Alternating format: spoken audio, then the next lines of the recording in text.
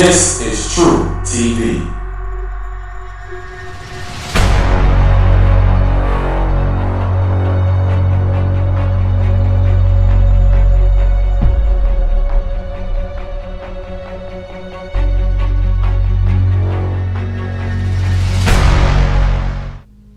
What you are witnessing right here is a false image of Earth. And of course we know Earth is on a flat surface. This image makes no sense to anyone. To anyone that has any kind of sense, that has any kind of logic and any kind of reason. You're being irrational when you think that this image is what God created. In the scriptures, it tells you about the third dimension. It tells you about the Most High God's throne and how he doesn't come off of that throne. And that's why he sends everyone to do his biddings, like the angels, for example. Earth is not a planet, it's a dimension. And that's what we need to understand. And that's the reason why we cannot leave outside of it and nothing can enter unless it's spiritual. The Most High God controls it all. There's no other way.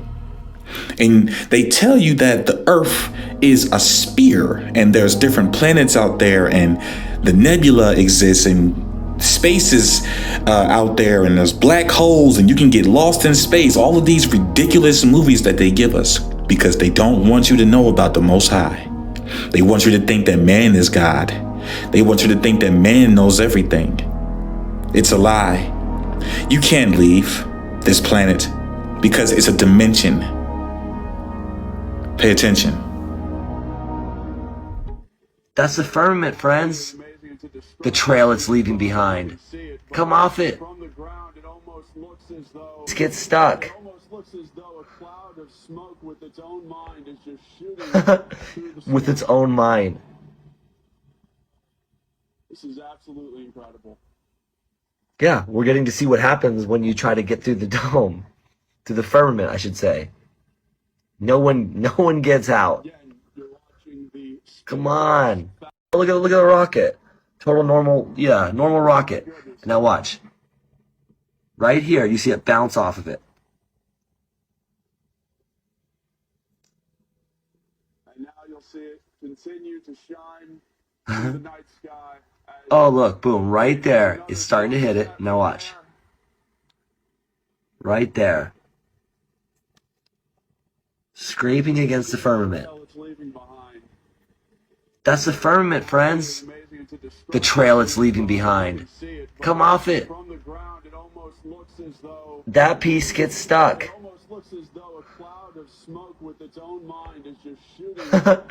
With its own mind. This is absolutely incredible. Yeah, we're getting to see what happens when you try to get through the dome. To the firmament, I should say. No one gets out. Come on. Look at the rocket.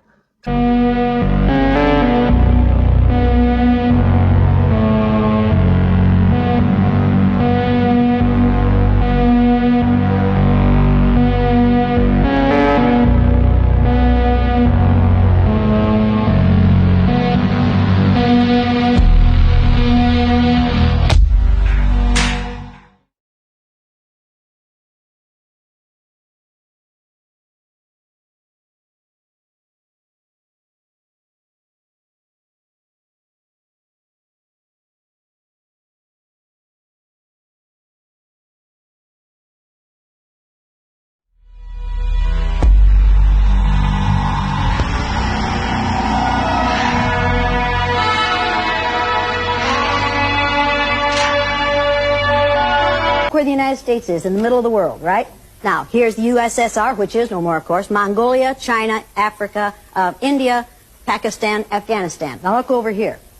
USSR, Mongolia, China, India, Pakistan, Afghanistan. Two Indias here. We have two Indias. Did you know that? Now, people, this is a flat-out lie. Look at the size of Greenland and the size of South America. According to your social studies teachers, what were continents? Largest land masses on the face of the earth, right? Now, do you know the continents? Africa, Asia, Australia, Antarctica, Europe, North America, and South America. Did I say Greenland? Well, Greenland isn't a continent, but it's a huge landmass according to this map, right?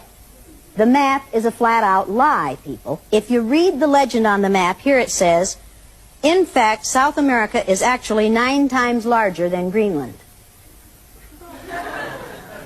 Now, look at this map.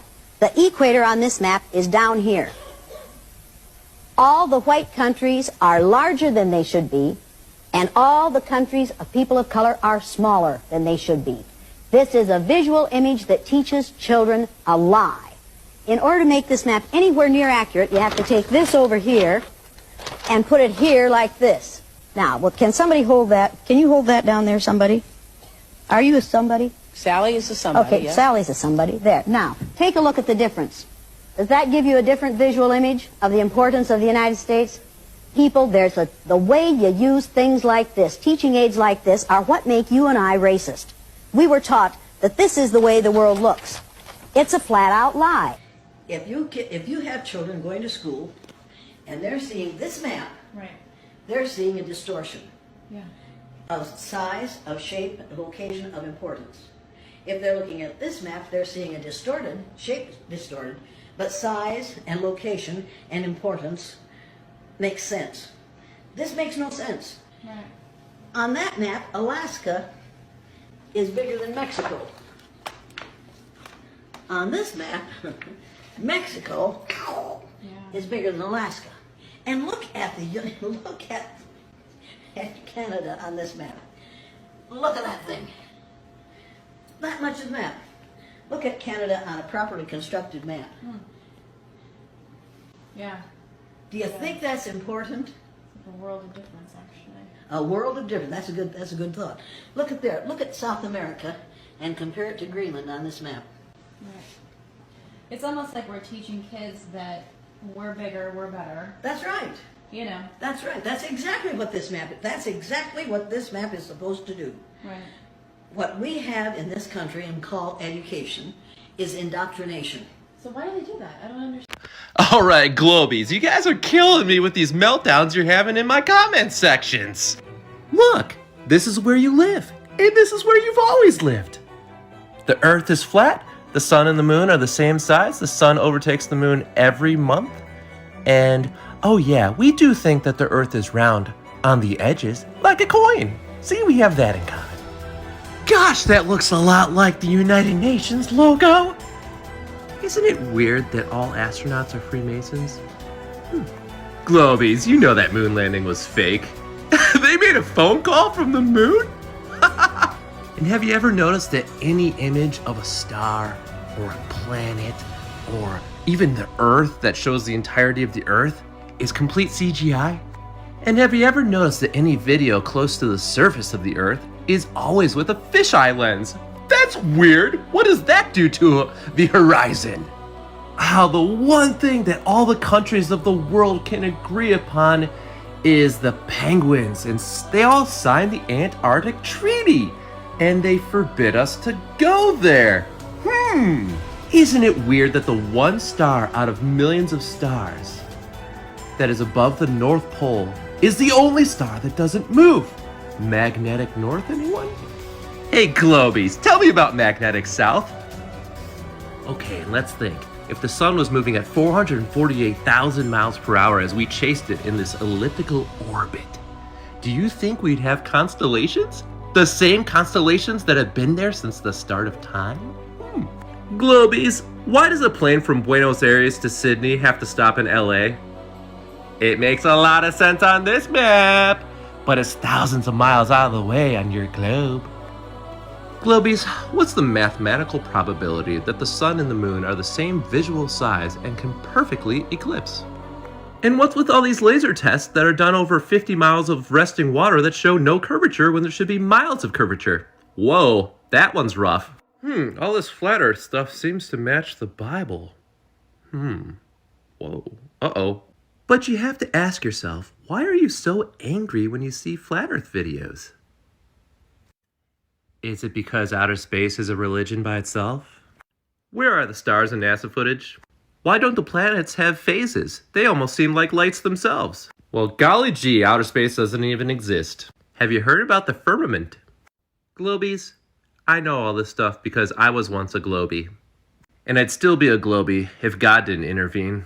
But the truth is good news. We were all created by God. I forgive you, globies. Waters which were under the firmament from the waters which were above the firmament, and it was so. One of the strangest places on the ocean's floor was only just discovered in the 1990s. I might agree it's one of a handful of people to ever see it in person. Without a doubt, one of the most amazing things that I had ever seen in the bottom of the ocean. And it was while filming for Blue Planet. It was in the Gulf of Mexico. And I noticed there's something out in the distance. Couldn't tell exactly what, but it looked like a dark band. And as we approached it, the dark band became a donut. I saw this donut that was black in the center. What the heck is that? And so as we get closer and closer to it, I noticed that the black band had what appeared to be kind of steam over it. And then I looked, and there was water lapping against the shoreline. This band was a ring of mussels. And inside the ring of mussels was a lake. And it's like, wait a minute, I'm already underwater. We went out over the water in this lake and tried to descend in it and bounced off. It was so super saline and dense that the submarine couldn't go down in it. We literally bounced off, and as we bounced off, we sent ripples heading back to the shoreline. It was insane. I've never seen anything like it. Coincidentally, a few days after this aired on the television that he had made this discovery, when him and his friend were flying the helicopter, it exploded and he died. It was this delta that sparked Mike Degree's interest in underwater filmmaking. Degree became famous for his work with Oscar-winning director James Cameron filming the wreck of the Titanic. He was working on a new project with Cameron in Australia when the helicopter he was flying in crashed.